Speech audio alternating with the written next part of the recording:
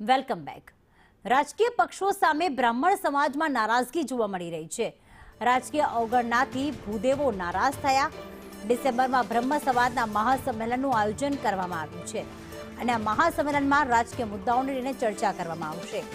પક્ષોમાં બ્રહ્મ સમાજને સાઇડલાઇન કર્યાના પણ આક્ષેપ થઈ રહ્યા છે। વર્તમાન મંત્રીમંડળમાં સ્થાન ન મળતા પણ નારાજગી। 70 લાખની વસ્તી હોવા છતાં પણ અવગણનાનો બ્રહ્મ સમાજનો આક્ષેપ।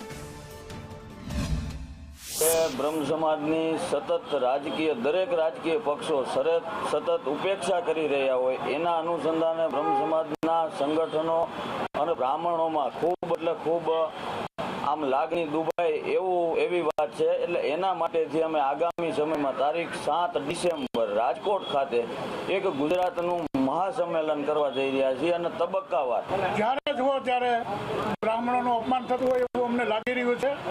95% સરકારની સાથે રહેલી સમાજ એને આજે કોઈ પણ જગ્યાએ વધુ અન્યાય થતો હોય તો બ્રાહ્મણોને થઈ રહ્યો છે। કહેવાતી પાર્ટીઓમાં ભાજપમાં તો એવું છે કે વાણિયા બ્રાહ્મણની પાર્ટી કહેવાય, તો બ્રાહ્મણે ઊભી કરેલી પાર્ટી કહેવાય, એની અંદર અમને ખૂબ અન્યાય થઈ રહ્યો છે।